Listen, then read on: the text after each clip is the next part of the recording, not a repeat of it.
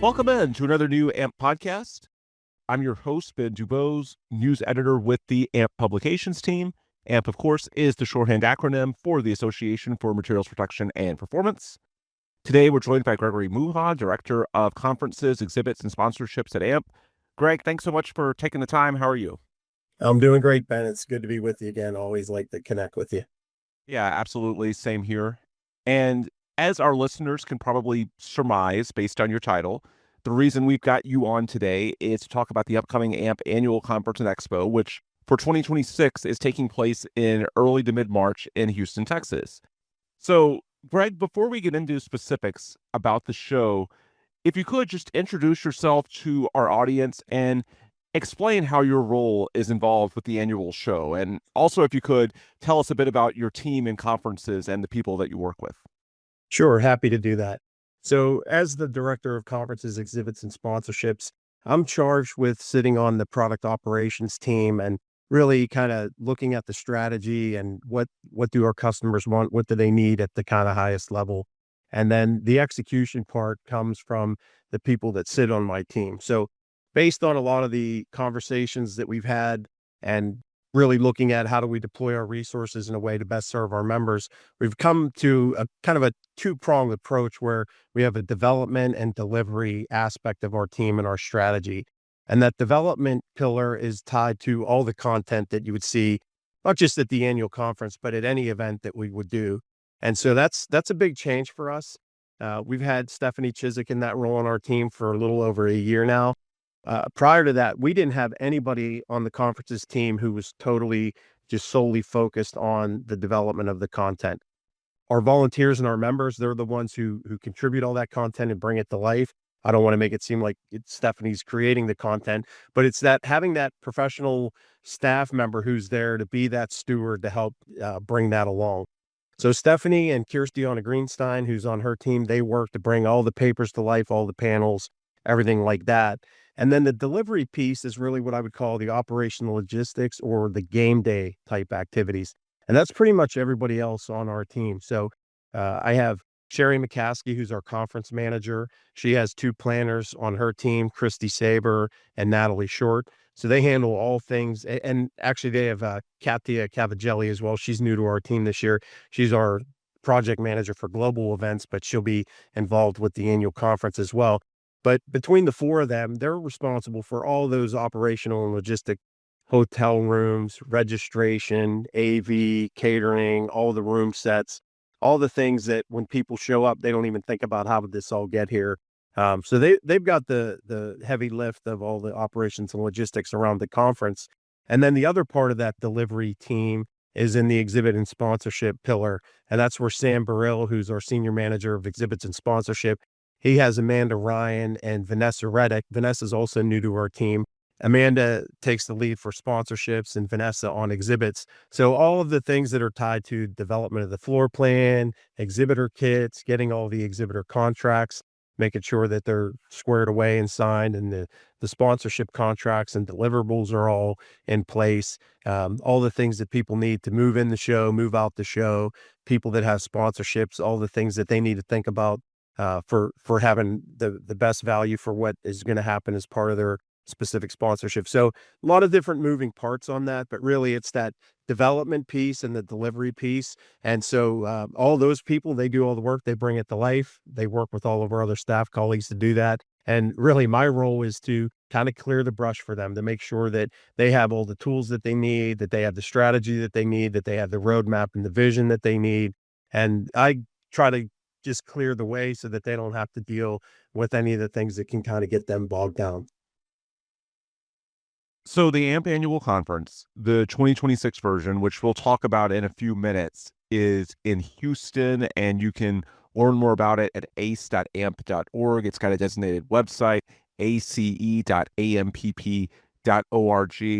But before we dive into some of the specifics regarding 26 and what you guys are planning these days, I want to look more holistically at what the AMP Annual Conference is and its mission as it pertains to serving members and the broader industry.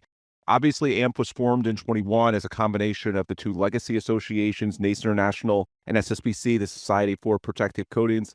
just speak to overall the importance of the AMP annual conference each year. I know it's not the only event that you all put on. There are some smaller area events and other things, but this is the flagship. So each March or April, what are you guys looking to accomplish for members in the industry with this event? Yeah, absolutely. The annual conference is our flagship.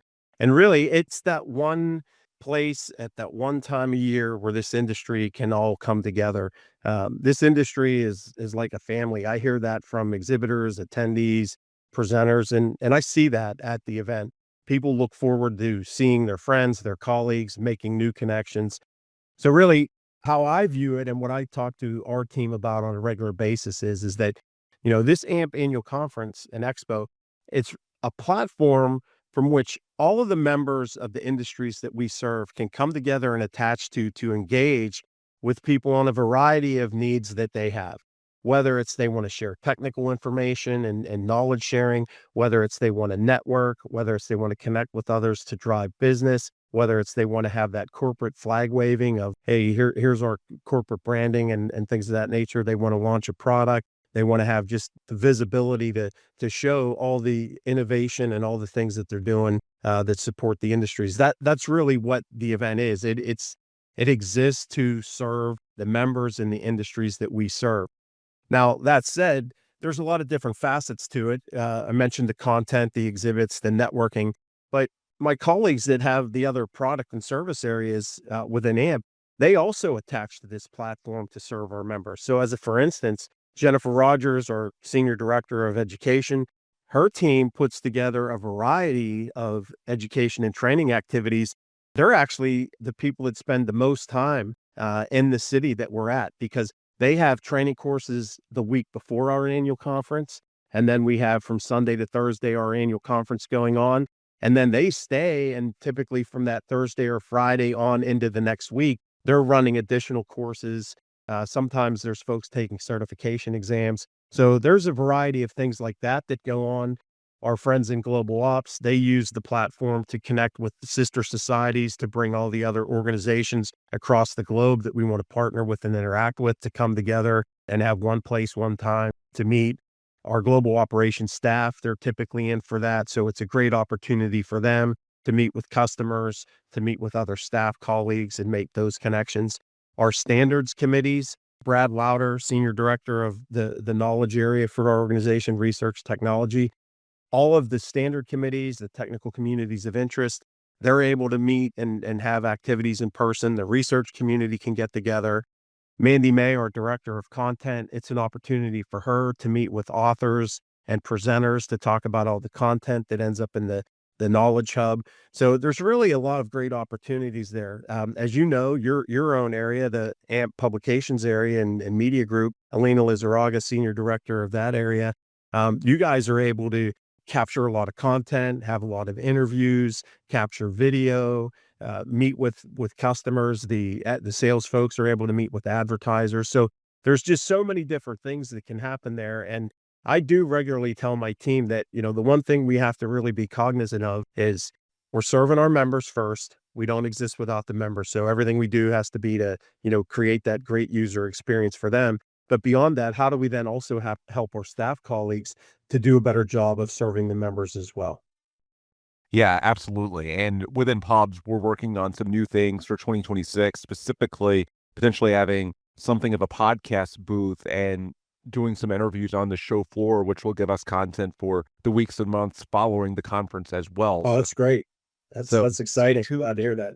yeah, stay tuned for more details on that. Not quite ready to announce. I know you've got a few things similarly that you're working on, but aren't quite ready to announce, likely will be in the coming weeks.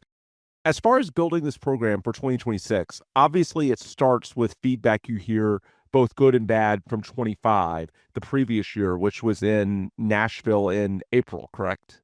Yes. Yeah, it was a little later this year because of the more northern climate. So, what did you hear from members and attendees this year as far as what we did well and what we can do better?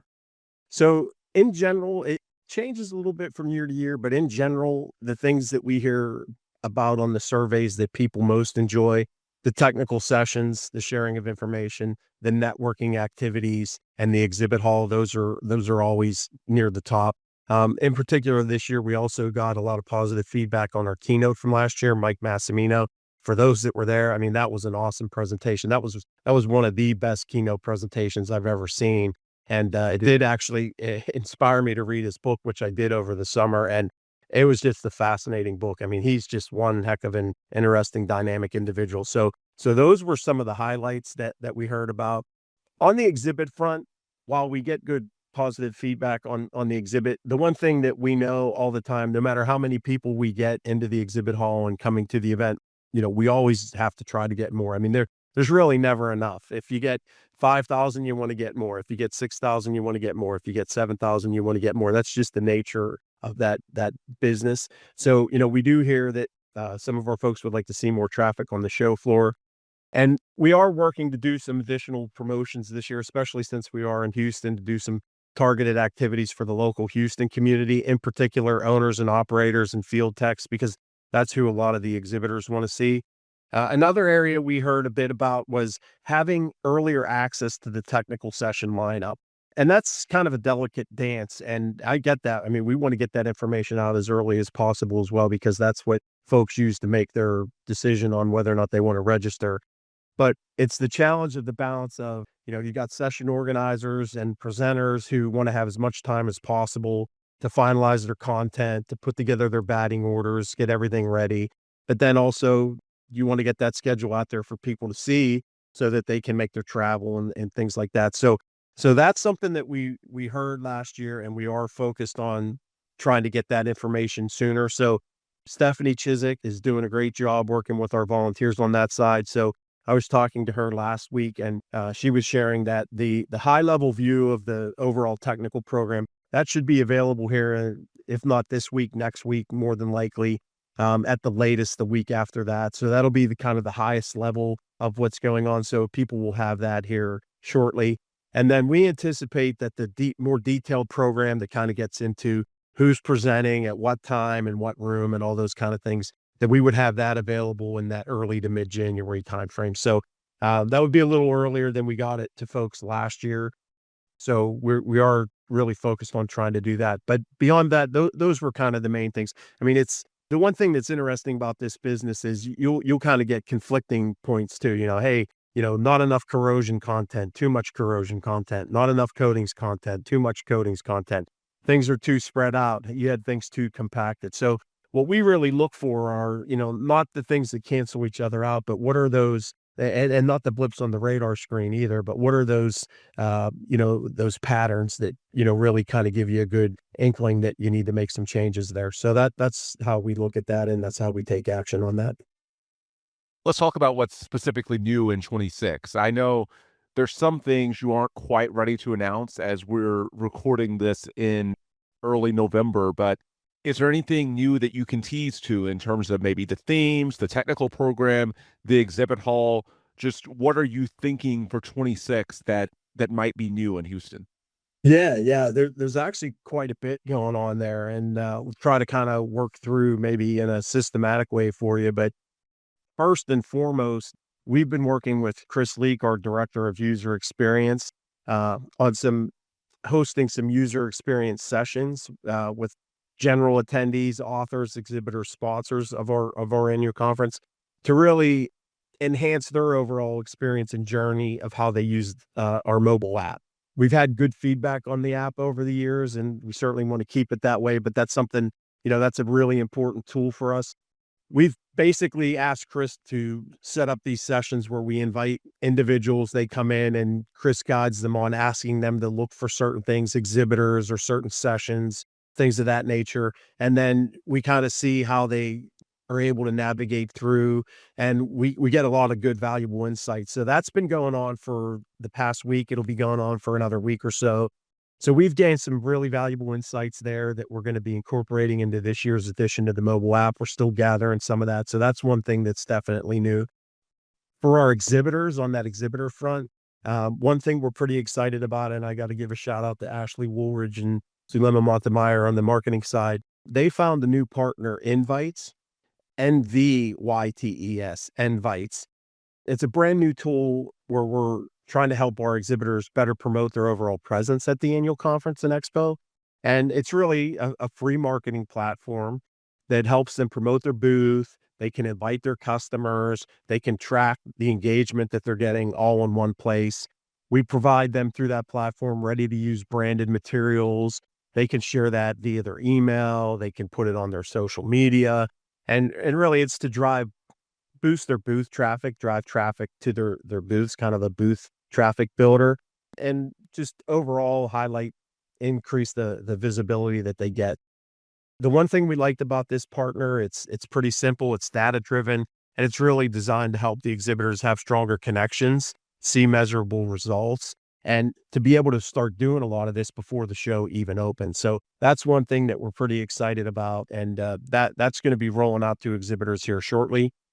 Speaking of exhibitors, we do have quite a few new exhibitors. There's 34 new exhibitors this year. I won't kind of go through all of them, but there's been some ones that, as Tiffany Krevix has been talking to them and Diane Gross through the sales process, there's been some interesting stories. So companies like Palex, Biotechnology Solutions, Cape Coating, Exxon is with us this year. That was a big one. Global Power Technologies, Lano Wrap, Marlinks, company Obic Products, Pipeline Products Specialty Company, Retigo Labs, they're an interesting one, tied into the water area. Shape Water Blast Group, T-Tex Industries, United Pipeline Systems, WEG Coatings, and Zulu Products. So, that's about a little less than half of who those new ones are, but we've got quite a few new ones there, and we're excited about that. On the technical program front, Stephanie and Kirstiana, they've been keeping me up to date. I sit in on a lot of their meetings and some of the meetings that we have with our platform provider for the content. And it's been pretty excited to hear about what's going on there. So in addition to the typical familiar topics that our audience have come to expect and that they like to see, we've seen some newcomers this year. There's an advanced concepts for concrete surface preparation, restoration, and protective lining systems for municipal wastewater session. That's a new specialized concrete coating topic that we haven't seen. There's another one, Beyond Protective, architectural and commercial coatings. So this expands more into the architectural and commercial coatings side of things as opposed to industrial. We've got another one, Beyond Traditional Protection, the innovations in smart, nano-engineered, and novel functional coatings. That one actually builds on a session that was in 2025 on nanotechnology and protective coatings, but it's more broad in scope. And then similarly, we have another one that was kind of a build on from 2025. It's metallic corrosion and water and wastewater industries. And it's more specific than the corrosion in water and wastewater session that happened in 25. We've got a next generation coatings, predictive strategies for service life durability and sustainable performance. That's a new future looking coatings theme within the program. And then the last one I'd mention on that front, the solid particle erosion and erosion corrosion. It's a new specialized topic that we've seen come up this year. And then, certainly we have our research in progress and we have our research topical symposia, all the activities that happen from that community. So we're pretty excited, the content that people know and love and that they expect to see, coupled with some new things coming in. And I'm really excited to see this come to life. Yeah, absolutely. I want to talk about Houston specifically as the host city.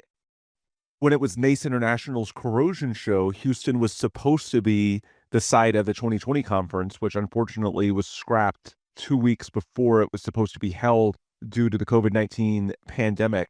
So why is this the right time to go back under AMP? I know beyond just simply going back to Houston, which is one of AMP's global headquarters, a lot of our member base is in the area. AMP's got an energy vertical that I know is a point of emphasis and something that is very important to the overall industry. Just speak to why Houston in 2026, why this is the right time and the right place. Yeah, I think you nailed it with the 2020 scenario. That year, all indicators were pointing to a record-breaking year. There was a lot of excitement around that event, and there was a lot of disappointment when it had to be postponed. And looking back, the last time we'd been in Houston before that was all the way back in 2011. So it's really been quite a while since we've been there. And Houston's traditionally been a great venue for AMP. There's a critical mass of our members, as you said. We've got the energy market vertical. our single largest chapter, the Houston chapter, within our membership is right there. We've got a base of international companies that we partner with on a variety of levels across a variety of products and services. So that's important. There's just so much going on there that it really makes sense. I think there's also an energy and excitement to be back in Houston for all involved. Houston's a proud town. There's a lot of great things that go on there. And I mean, 2011, that was quite a long time ago. So I think there's a demand for us to come back and be there. I'm really looking forward to see how things play out. And I know you're a sports fan too. I kind of liken it to the sports team having a home game, if you will. And I'm really hopeful that we do see that home field advantage come through this March. And as I mentioned a little earlier, with talking with Ashley and Zulema on the marketing side, we are taking extra steps to really target a lot of the local Houston folks to make sure, hey, this is an opportunity right here in the backyard. We're home. Who knows when we're going to be here again? We don't have anything on the docket in the near future after 2026. So we really want to make sure we pull out all the stops to put this home game on the best foot forward. Let's talk about how things are going. I know it's probably too early now that we're really in the first week of November to know that much as far as registrants, exhibitors, that type of thing. But just generally speaking, how strong is the level of interest in moving forward? What's the timetable? What are some of the key dates and deadlines that someone listening should be aware of if they're interested in attending the show and ideally attending at the best price? Yeah, yeah. So for general registrations, that opened on September 15th. And typically we don't see a whole lot of registrations come in until we get into that, 8 to 12 weeks out period, because our Mhm. advanced pricing deadline this year, it's February 2nd, 2026. So you definitely want to make sure you register by then to take advantage of the advanced pricing, whether you're a member. We have member and non-member pricing, and we have advanced pricing for both of those rates. So whether you're a member or non-member, you want to make sure you get that February 2nd deadline hit. But really, we'll see the bulk of our registrations come in the last 8 weeks of what we're doing. And just to kind of give you an idea, so we've got about 125-ish people registered right now, which doesn't sound like a lot, but our tracking mechanisms don't begin until we get to be about 12 weeks out. And so for us this year, that'll be December 21st. And when we get to that point, we'll look at how does that compare to where we've been in previous years. So, the target we'll be looking for at that 12-week out to compare to 25 is going to be right around 640 registrants. In 2024, it was about 550. And in 2023, it was 490. So, those numbers fluctuate. And it's not just that it's because one year's doing better than another. Because we've been going back and forth between March dates and April dates, some of those pre-registration deadlines coincide with some of the holiday timing. So, you can't really totally rely on the weeks out comparisons, because some of the behaviors change because, nobody's working for a set period in a holiday season when the event's in March, as opposed to April when you get closer to that deadline. So we do watch those. We look at what those trends are, March versus April, things of that nature. But with where we're at right now, we're definitely trending on pace. The one thing that I point to is, so far this year, we have seen an uptick in our exhibits. We've seen more exhibitors, and we've actually seen them taking larger booth spaces. So that's always one barometer. And that begins for us well out. We started the exhibit process back in January. So, we've been monitoring that, and it's been pacing ahead, all along. So if that holds true with everything else, I think we'll have some good news with the 2026 event. So right now we've got 328 exhibitors on tap. We're expecting that to be somewhere in the neighborhood of 380 to 390 total exhibitors.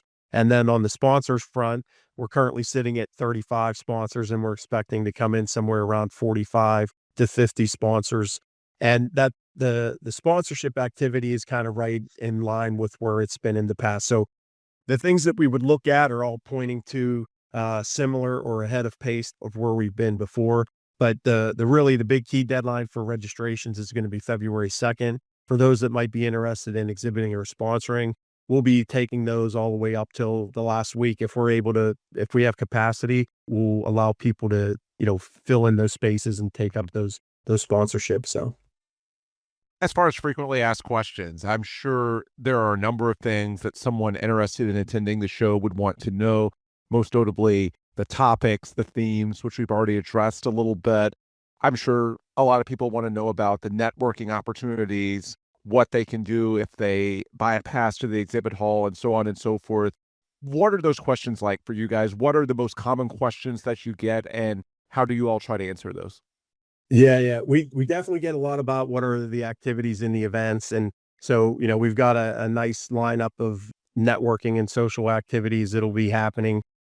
This year for the welcome reception, that'll be on Sunday, March 15 at the Marriott Marquis. There will be some new wrinkles tied to that one. I can't really talk about those just yet, but we have some nice surprises in store for folks that definitely want to be coming to that event. Typically, we have the golf outing, the Daryl Byerly Memorial Golf Tournament. That'll be happening again this year at the Wildcat Golf Club. We've got our grand opening in the exhibit hall. We get asked about that a lot. The Emerging Leaders Bash. That one's on St. Patrick's Day this year, so that one ought to be a lot of fun. The March 17th date. And then Honoree Night's another big one, and we get asked about that a lot. That's March 18th. That'll be Wednesday night over at Union Station at the ballpark there where the Astros play. So that's gonna be something that will be a nice photo op. But beyond that, we get questions obviously around registration. We'll hear about what are the difference in the different categories. If I get a full conference versus a 1 day or a 2 day, or I just want to get the expo only, what comes with that? How does that work? So Sherry McCaskey from our team fields a lot of those questions. So she helps people navigate through and understand, are my meals included with this, or what kind of amenities are included? Do I get the proceedings or not? And so she helps steer them through that so that they can make the right kind of purchasing decision. This year, we've had a few more folks asking about our hotel room block. In particular, they're asking if the hotel room block is smaller, and it's not. It's actually a little bit larger than what it's been. But I think there's a perception that the block is smaller because we only have 3 hotels in the block. And the reason that is in 2024 in New Orleans and 2025 in Nashville, we were spread out over about a dozen hotel properties.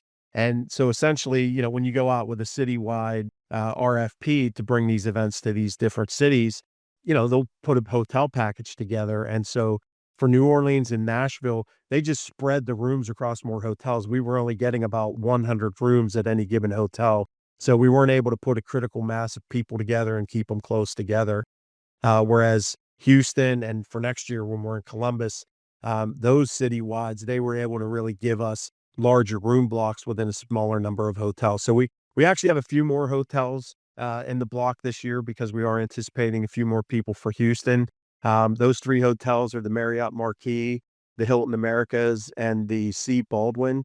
The Marquis and the Hilton Americas are both connected to the George R. Brown Convention Center by Skywalk. So those are the closest and the easiest. For those that haven't made hotel reservations yet, I would just say the Hilton Americas is actually a little bit closer to the side of the building that we're using than the Marquis is, but the Marquis is our host hotel. And then the C. Baldwin, that's about a mile away. We'll be running a continuous loop shuttle there. We get asked questions about that as well. So beyond that, it's just the typical, what's the general dates and times for things. So nothing, overly taxing or pressing. Yeah, and as a native Houstonian, I'll point out that those hotels are generally very new. I know in the case of the Marriott Marquis or updated, because really that entire area for someone not from Houston, if you haven't been in 10 or 20 years, you'll be surprised by how much there is going on downtown. Because really, this century is when, it started with the Astros and Dyken Park. A couple years after that, it was the Rockets and Toyota Center. But there's so much going on in that area of downtown. So it's spurred a lot of other development, hotels, restaurants, those types of things. So these are really nice hotels that are obviously close to the George R. Brown for the conference, as well as other things surrounding the conference and even, sports and entertainment events if you want to get out around town during the week. So For sure, and, the one thing I'll just say, that Marriott Marquis, we've done several site visits. I've been just so impressed. Not that I'm not impressed with the others. You're right, they're all very wonderful hotels, very nice. But, there's just something about that Marriott Marquis, the rooms, they're actually doing a refresh, which I was surprised because I thought, wow, everything looked new as it was when we saw it back in June was when we were most recently there. But, yeah, they're gonna have by the time we're there will be a lot of things that are refurbished on carpeting and some of the amenities in the room. So I'm really anxious to see what that looks like when we get there in March.